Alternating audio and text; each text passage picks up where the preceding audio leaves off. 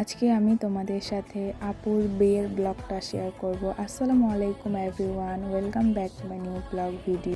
I hope তোমরা সবাই অনেক বেশি ভালো আছো। আলহামদুলিল্লাহ আমিও অনেক বেশি ভালো আছি। আর এটা যেহেতু বিয়ের ব্লগ, এর আগে গায়ে হলুদের ব্লগটা আপলোড হয়ে গেছে। যারা যারা দেখছো তারাও একটা কমেন্ট করবা, আর যারা যারা দেখোনি তারা জলদি গিয়ে গায়ে হলুদের ভিডিওটা দেখে আসে।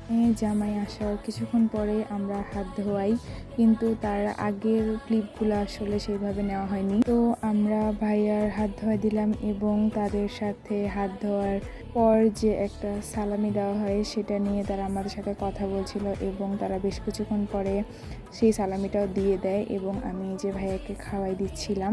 পর আমরা তাদের সাথে একসাথে বসেই সব এবং খাওয়া শেষ করতে না করতেই এদিকে বিয়ের জন্য তারা শুরু হয়ে যায়। এই তো তোমরা দেখতে আপু কাবিননামায় সই করছে।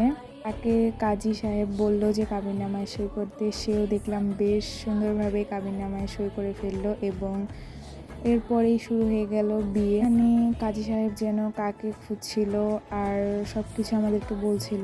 পরে মনে হলো এখানে তো মেয়ের উকিল বাবাকে প্রয়োজন, যে উকিল দিছে তো তার ওকালতিতেই আসলে বিয়েটা সম্পন্ন হবে। পর এখানে আপুর উকিল বাবা এসে উপস্থিত হয় এবং বিয়ে শুরু হয়ে যায়।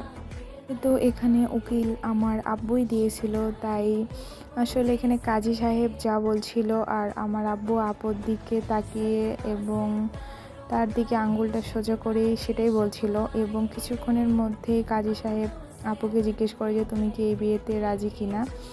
তো আপু আলহামদুলিল্লাহ বলে এবং সাহেব আপুকে 3বার আলহামদুলিল্লাহ বলতে বলে। তো যাই হোক, এখানে আপুর এই পাশ থেকে বিয়ে প্রায় শেষ আলহামদুলিল্লাহ। এই তো এখন ভাইয়ার এখান থেকে বিয়ে পড়া শুরু হবে। তো এখানে ভাইয়া কাবিননামায় সই করছিল। কাছে আমার একটা প্রশ্ন, তোমরা আমাকে কমেন্ট করে জানাবা যে এখানে ভাইয়া কাবিননামায় তার নিজের নামটা কি লিখছে। আর এখানে কে যেন ভাইয়াকে বলছিল যে সই করার পরে তার মাথাটা উপরে উঠাইতে।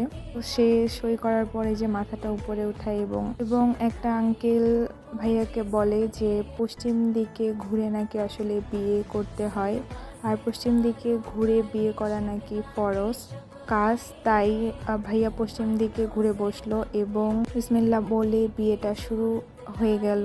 একটা কথা আমি বলছিলাম যে আমার আব্বুই যেহেতু উকিল দিছে, তো আমার আব্বু হচ্ছে কাজী সাহেব যা বলছিল ভাইয়ার দিকেও ঠিক সেমভাবেই আঙুল দিয়েই আব্বু সেই কথাটাই ভাইয়াকে বলতেছিল এবং কাজী সাহেবও বেশ কিছু কথা বলছিল।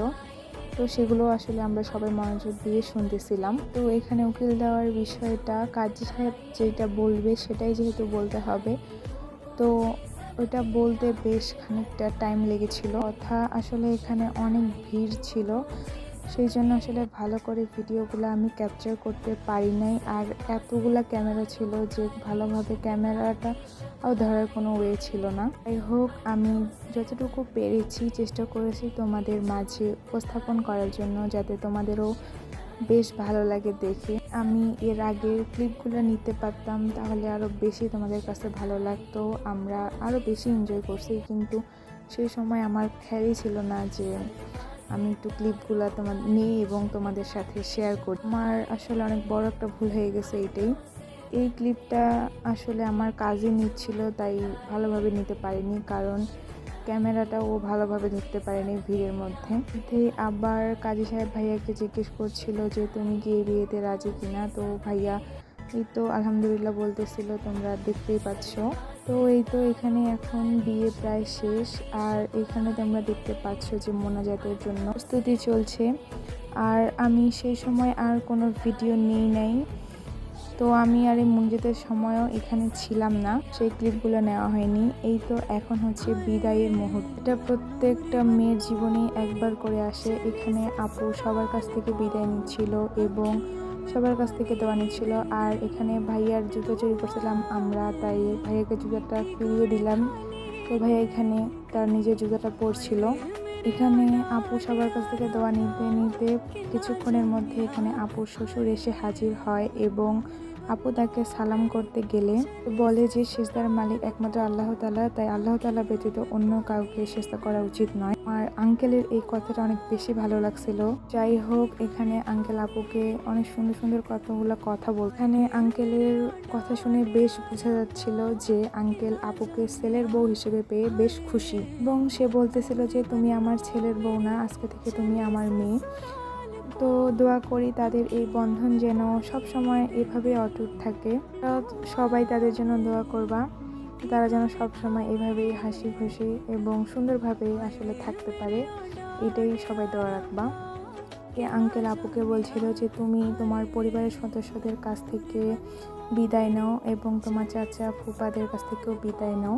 তো এইখানে আপুকে বিদায় দিতে গিয়ে আমার ছোট আঙ্কেল এক প্রকার কান্নায় ভেঙে পড়ে। আসলে নানা নানু আর বড় মামা মারা যাওয়ার পর এই বাড়ির ছিল একমাত্র আপুই। এই আপুই সবার খোঁজ খবর রাখতো সবসময়। আঙ্কেল এখানে আপুকে ভাইয়ার এবং আঙ্কেলের হাতে তুলে দিচ্ছিল, বলছিল যে ওকে সবসময় দেখে রাখিও এবং ওর খেয়াল রাখিও। তো এই আর কি, সবাই ওদের জন্য দোয়া রাখবেন। তো আপুকে বিদায় দেওয়ার মুহূর্তটা আসলে আমি ক্লিপ নেইনি, ওই সময়টা ক্লিপ নেওয়ারও কোনো ছিল না। তো যাই হোক, আপুকে নিয়ে যাওয়ার পরে এখানে আমরা সবাই মিলে একটু বসে আড্ডা দিচ্ছিলাম, এই আর কি। তো আজকের ভিডিওটা এখানেই শেষ করছি। সবাই ভালো থাকবা, সুস্থ থাকবা, আমার জন্য এবং আমার পরিবারের জন্য দোয়া রাখিও। আল্লাহ হাফেজ অ্যান্ড আসসালামু আলাইকুম।